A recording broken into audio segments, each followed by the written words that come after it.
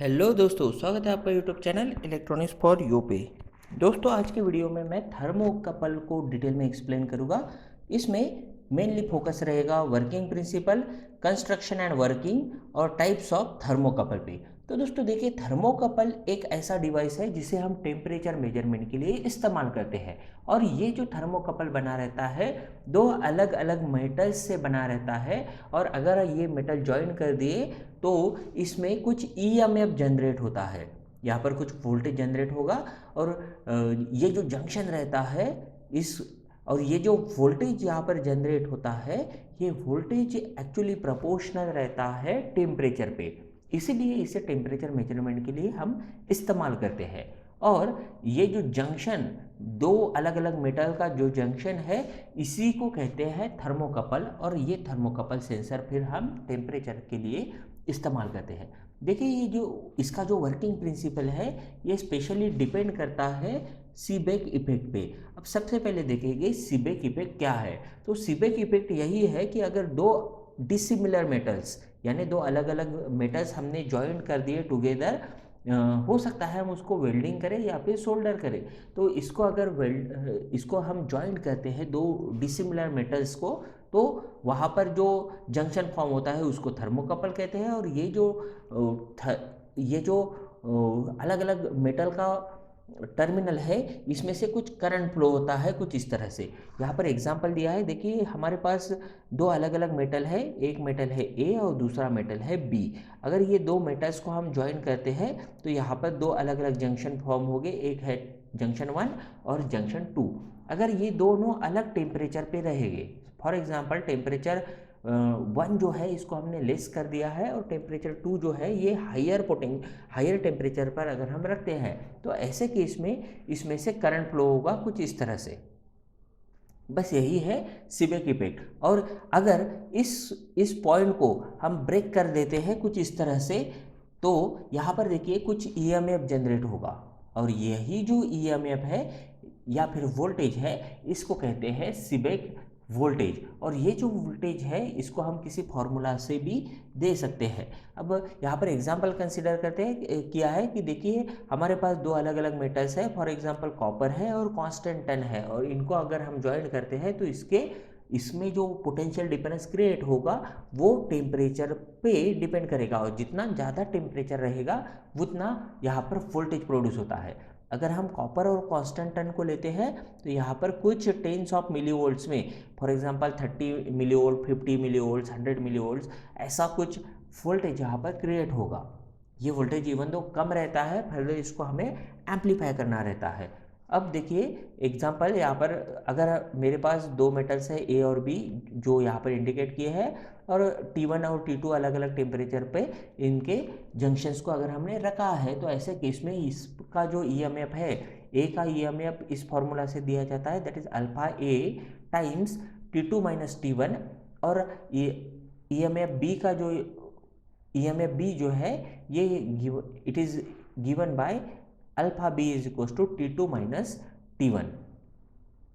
अब ये जो है, हमें अगर टोटल ईएमएफ कैलकुलेट करना है तो इन दोनों का सब्ट्रैक्शन करना पड़ेगा। तो total EMF T is equal to alpha EMF A minus EMF B. और इसको अगर हम सॉल्व करते हैं तो हमें मिलता है ईएमएफ टी यानी total EMF is equal to alpha A B times T2 minus T1। यहाँ पर T1 और T2 ये जो है टेम्परेचर एट द जंक्शन 2 और 1 है रिस्पेक्टिवली। और अल्फा ए और अल्फा बी जो है, ये सीबेक कोएफिशिएंट है हमारे, हमने जो मेटल्स यूज़ किए हैं उसके। जनरली ये जो सीबेक कोएफिशिएंट्स है ये माइक्रोवोल्ट्स पर डिग्री सेंटीग्रेड में दिए जाते हैं। और अल्फा ए बी यहाँ पर जो टोटल ईएमएफ का फॉर्मूला है, इसमें अल्फा ए बी जो है ये है अल्फा ए माइनस अल्फा बी। ये जो सीबेक कोएफिशिएंट्स है अलग अलग मटेरियल्स के लिए अलग अलग हो सकते हैं। ये देखिए पी टाइप का सिलिकॉन है, उसके लिए ये पॉजिटिव 100 टू 1000 रहेगा। एन टाइप का जो सिलिकॉन है इसके लिए ये माइनस 100 टू माइनस 1000 रहेगा। लेकिन अगर हम मेटल्स की बात करते हैं तो ये कुछ 32, 11, 13.4 जैसे फेरस के लिए यानी आयरन के लिए ये है 13.4, एंटीमनी के लिए 32 है, गोल्ड के लिए 0.1 है, कॉपर के लिए बहुत कम है 0, सिल्वर के लिए ये निगेटिव में है। तो अगर हम एक्सट्रीम निगेटिव और पॉजिटिव का इस्तेमाल करेंगे तो हमें ज़्यादा वोल्टेज वेरिएशन यानी इसकी सेंसिटिविटी बढ़ जाएगी और ज़्यादा वोल्टेज वेरिएशन मिलेगा। इसके अलावा कुछ मिक्सचर जो रहेगी मेटल्स के उसका भी इस्तेमाल किया जाता है ये एब्सोल्यूट सीबेक कोएफिशिएंट इंक्रीज करने के लिए। अब देखते हैं कंस्ट्रक्शन और वर्किंग ऑफ थर्मोकपल। दोस्तों यहाँ पर दो अलग अलग मेटल्स आप देख सकते हैं, एक कॉपर यूज़ किया है और एक कांस्टेंटन यूज़ किया है। अगर ये दो अलग अलग टाइप्स के मेटल यहाँ पर हमने ज्वाइंट कर दिए तो यहाँ पर देखिए ये हो जाता है फॉर्म थर्मोकपल। और ये जो थर्मोकपल का ईएमएफ रहेगा ये डिपेंड करेगा वोल्टेज, जितना ज़्यादा टेम्परेचर है उस पर। और देखिए इस केस में एक प्रॉब्लम भी साथ में एग्जिस्ट करता है। प्रॉब्लम क्या है, तो इस सेक्शन में देखिए इधर वाले सेक्शन में दोनों साइड ये जो हम वायर यूज़ कर रहे हैं, अब ये जो है ये वायर है और ये हमने दो अलग अलग टाइप्स के मेटल्स की स्ट्रिप्स ली थी, फॉर एग्जांपल कॉपर और कांस्टेंटन की। लेकिन अब यहाँ पर जो वायर यूज़ किया है ये भी है कॉपर का, तो कॉपर के लिए तो कोई प्रॉब्लम नहीं होगा। लेकिन अगर हम इधर साइड बात करते हैं कांस्टेंटन और कॉपर की, तो देखिए फिर से यहाँ पर दो अलग अलग मेटल्स बन गए हैं। अगर दो अलग अलग मेटल को हम ज्वाइन करते हैं तो वहाँ पर भी एक थर्मोकपल क्रिएट होगा। ये जो थर्मोकपल है ये एक्चुअली एक थर्मोकपल था और यहाँ पर ये जो थर्मोकपल है एक प्रॉब्लम करके यहाँ पर क्रिएट हो गया है। तो इस तरह से हमें दो थर्मोकपल्स यहाँ पर मिलते हैं। इस टाइप के थर्मोकपल को जनरली पैरासिटिक थर्मोकपल कहा जाता है। और फैक्ट यही है कि हम इसको अवॉइड नहीं कर सकते। हमने कितनी भी कोशिश की तो एक जंक्शन के साथ दूसरा जंक्शन वहाँ पर एग्जिस्ट करेगा ही। और यही प्रॉब्लम सॉल्व करने के लिए इसको दो अलग अलग टेम्परेचर पे हम रखते हैं।